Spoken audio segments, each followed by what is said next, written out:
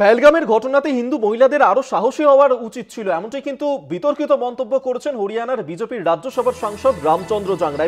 এ নিয়েই কথা বলবো। এই মুহূর্তে আমাদের সঙ্গে টেলিফোনে রয়েছেন আমাদের সহকর্মী অঙ্কুর ভট্টাচার্য। অঙ্কুরদা, বিজেপির তরফ থেকে যতই নারী শক্তির কথা বলা হোক, ঐক্য সম্প্রীতির বার্তা দেওয়া হোক, কিন্তু হিন্দু মহিলাদেরকে নিয়ে যে ধরনের মন্তব্য করছেন বিজেপির সাংসদরা, তাহলে কি হিন্দু মহিলাদের নিয়ে এটাই তাদের আসল মানসিকতা, আসল মূল্যায়ন? দেখো অভিক, যে বিষয়টা খুব স্পষ্ট দাঁড়িয়ে গেছে এই রামচন্দ্র জ্যাংড়ার কথায়, সেখানে ২৬ জন মারা গিয়েছিলেন পুরুষ, তাহলে এই সংখ্যাটা ৫২ হতে পারতো। তার কারণ সন্ত্রাসবাদীদের হাতে ছিল AK-47, আর ওই সব বাকিরা পর্যটকরা সবাই নিরস্ত্র অবস্থায় ছিলেন, এবং তাদের সেই মানে ওর কথা অনুযায়ী সেই মহিলাদের পাল্টা আক্রমণ করা উচিত ছিল ওই সশস্ত্র সন্ত্রাসবাদীদের।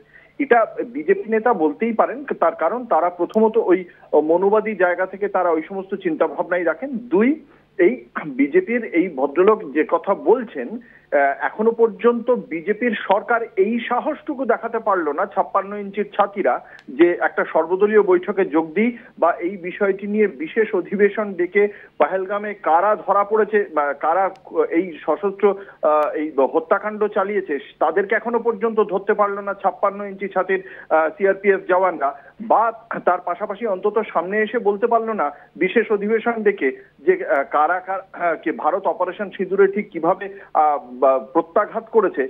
এই কথাগুলো ৫৬ ইঞ্চি ছাতির পুরুষ মানুষরা বলতে পারলো না, আর নিরস্ত্র মহিলারা ওই AK-47 হাতে সশস্ত্র সন্ত্রাসবাদীদের ওপর পাল্টা আক্রমণ করে ওই ২৬ সংখ্যাটা ৫২ হতো, এর বেশি আর কিছু হতে পারতো না। প্রধানমন্ত্রী নরেন্দ্র মোদী তিনি যেই শুনেছেন ওখানে নিরাপত্তার সমস্যা আছে, সেই কথাটা সঙ্গে সঙ্গে তিনি জানার পর তিনি ওখানে গেলেন না।